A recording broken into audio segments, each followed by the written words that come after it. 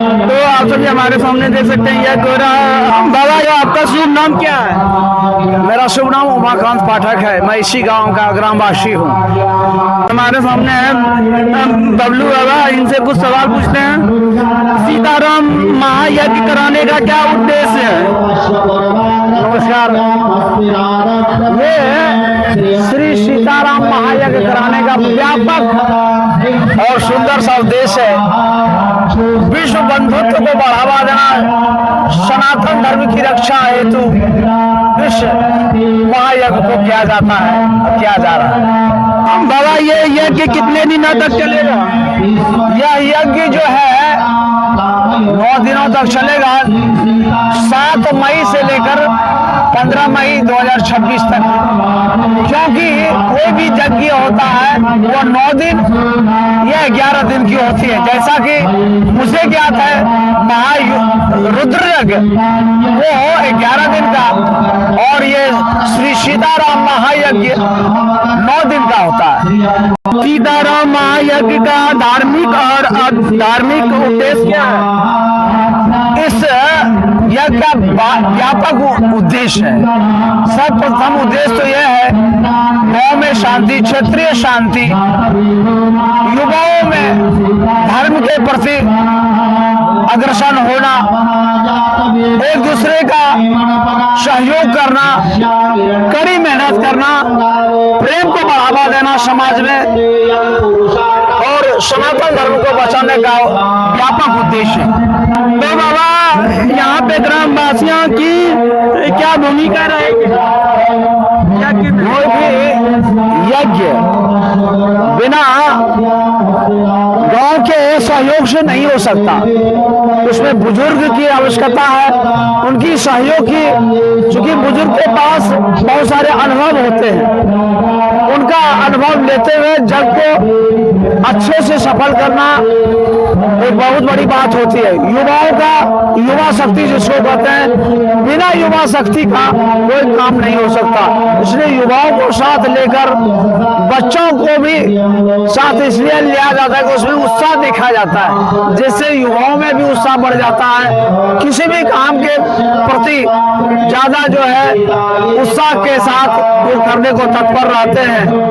गाँव वासियों के बिना यह कार्य संभव ही नहीं। बाबा युवा और बच्चों को इस महाआयोजन से क्या सीख मिलेगी? इस महाआयोजन से बच्चों में और युवाओं में खासकर धर्म के प्रति आस्था जगेगी, सनातन धर्म को आगे बढ़ाने और बच्चों में अनुशासन की, बच्चों में एक दूसरे के प्रति प्रेम भाव, युवाओं में सहयोग की भावना, परोपकार की भावना ये बढ़ेगी। क्योंकि धर्म यही सिखाता है,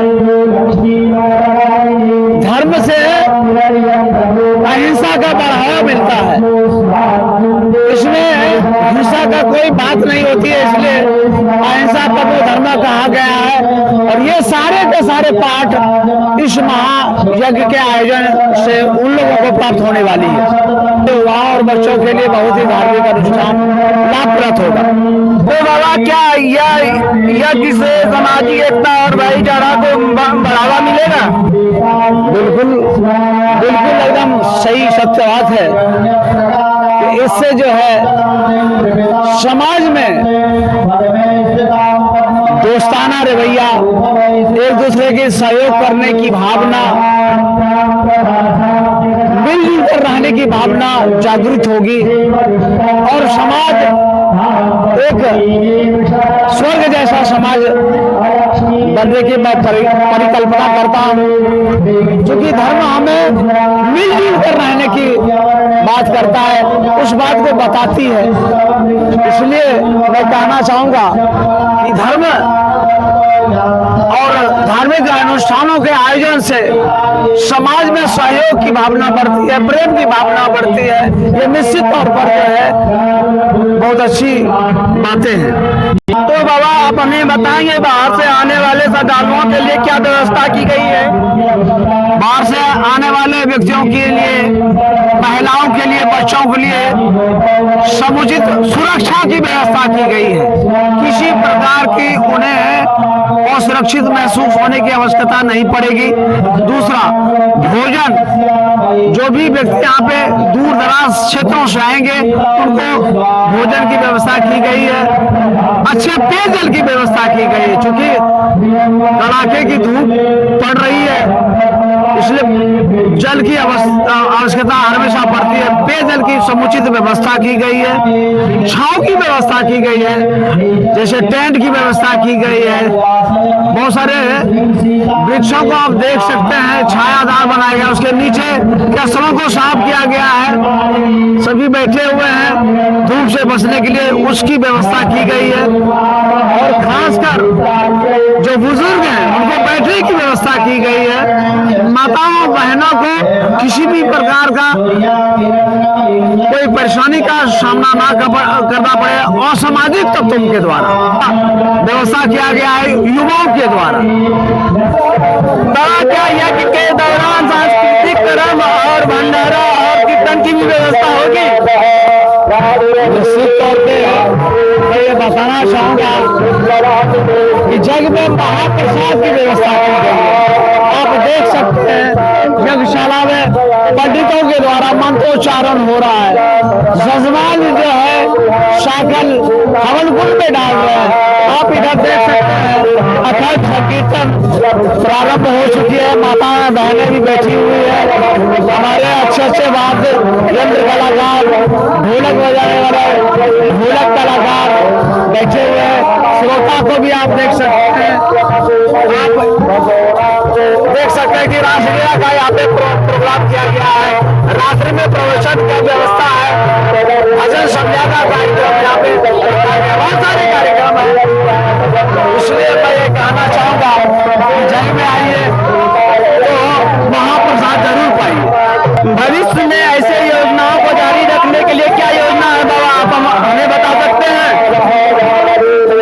भविष्य में इससे भी बड़े बड़े आयोजन करने की हम लोगों ने योजना बनाई है। चूंकि हम युवा हैं, हम जो कार्यक्रम करेंगे आने वाले पीढ़ी इस कार्यक्रम को देख रहे हैं, वो भी हम लोगों से प्रभावित होकर अच्छे से धार्मिक कार्यक्रम करेंगे।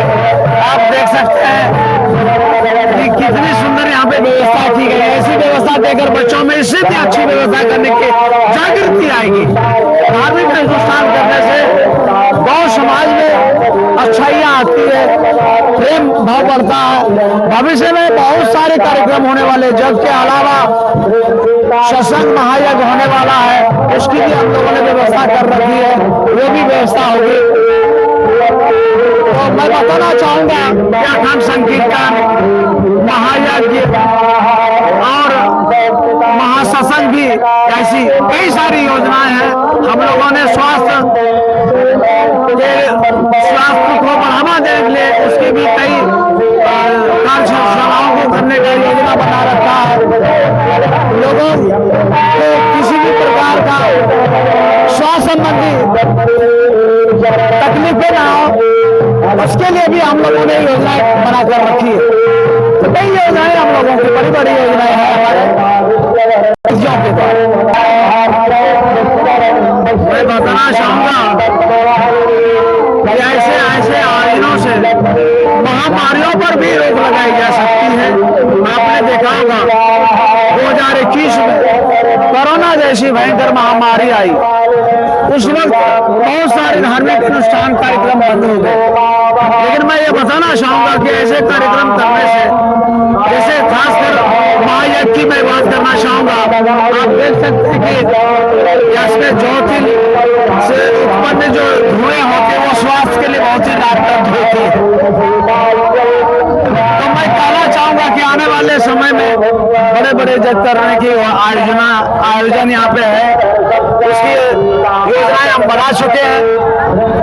स्वास्थ्य संबंधी भी हम लोगों ने योजनाएं बनाई है, जिससे बुजुर्गों को स्वास्थ्य संबंधी सही सजेशन, सही सलाह दी जा सके, युवाओं में जागृति हो, बच्चों में पढ़ाई के प्रति, अपने अध्ययन के प्रति जागरूकता के लिए भी हम लोगों ने योजनाएं बनाए रखी है। तो इस प्रकार से आयोजन करने से गांव का विकास होता है, इससे युवा अपने धर्म के प्रति प्रेरित होंगे, खासकर उनमें अनुशासन आएगी, उनमें उपकार की भावना आएगी। इसलिए ऐसे ऐसे आयोजन करने की सख्त आवश्यकता है। इस योग को करने ये तो बहुत ही बड़ा उद्देश्य है। आपने देखा विगत वर्षों में बड़ी बड़ी बीमारियां आए, उसकी रोकथाम हो, युवाओं में, बच्चों में धर्म के प्रति जागृति हो, सनातन धर्म बचे बढ़े, ये देश है इस महायज्ञ का। इसलिए मैं आप तमाम भक्तजनों से आग्रह और विनती करना चाहूंगा, इस चैनल को अवश्य सब्सक्राइब करें, शेयर करें और लाइक करें। इस महायज्ञ का बड़ा ही व्यापक और सुंदर सा उद्देश्य महामारी का रोकथाम हो, विश्व शांति हो, गांव में भाईचारे बंधुत्व का विकास हो, युवा वर्ग सनातन और धर्म की रक्षा करने तो हमेशा तत्पर हो, व्यापक उद्देश्य है हमारा। इसलिए मैं आप सबों से विनती करना चाहता हूँ, इस चैनल को अवश्य सब्सक्राइब करें, लाइक करें, शेयर करें। तो बाबा आप बताइए ये यज्ञ कहाँ हो रहा है, इस यज्ञ स्थल का जगह बताइए। बांका जिला के धोरैया प्रखंड ग्राम रणगांव में यह यज्ञ हो रहा है। इस यज्ञ की खास विशेषता, यहाँ पे अच्छे अच्छे कार्यक्रम जैसे वृंदावन से आए हुए रासलीला, रामलीला और प्रवचन, काशी और मथुरा से आए हुए प्रखंड विद्वानों के द्वारा सांस्कृतिक कार्यक्रम अच्छे अच्छे कलाकारों के द्वारा किया जा रहा है। तो बाबा आपने हमें ये जानकारी दिए तो धन्यवाद। राधे राधे।